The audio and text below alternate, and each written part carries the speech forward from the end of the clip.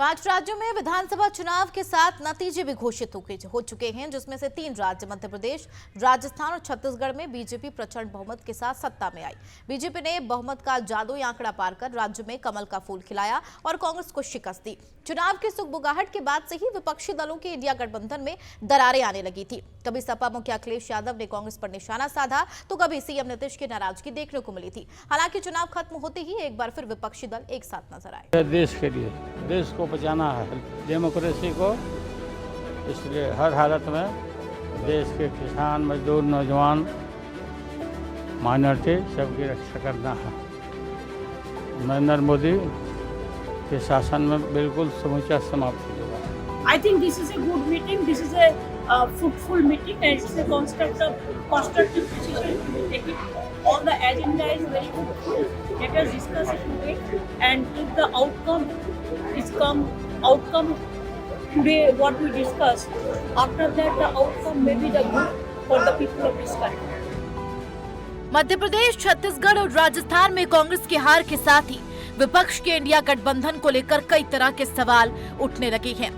कांग्रेस ने इन चुनाव में इंडिया के सहयोगी दलों को साथ लिए बगैर चुनावी मैदान में उतरने का फैसला किया था।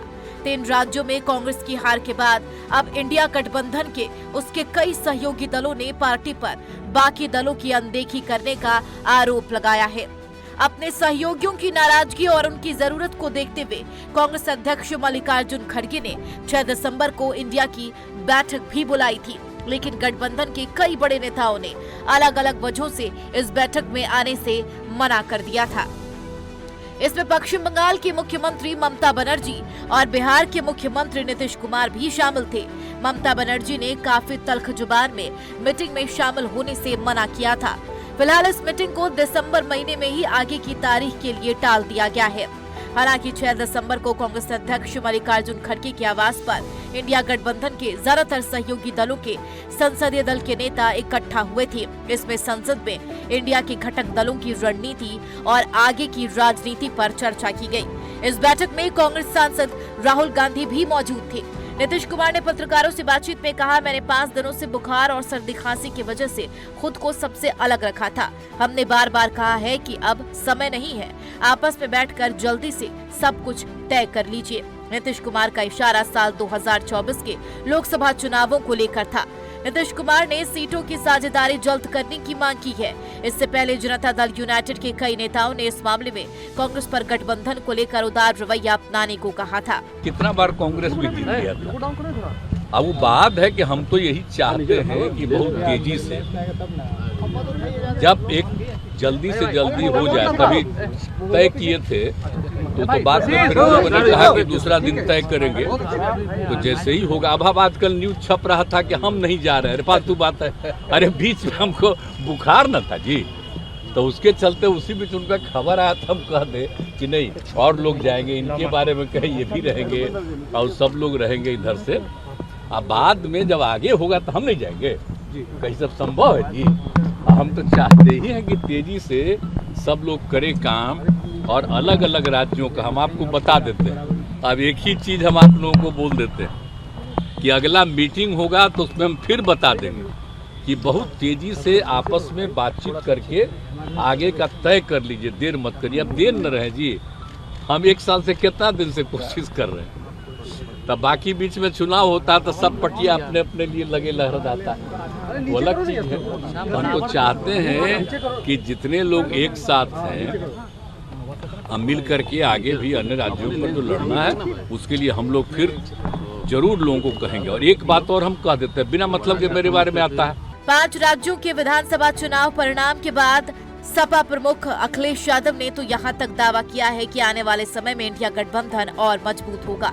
अखिलेश यादव का कहना है कि जनता परिवर्तन चाहती है या बीजेपी के लिए चिंता का सवाल है।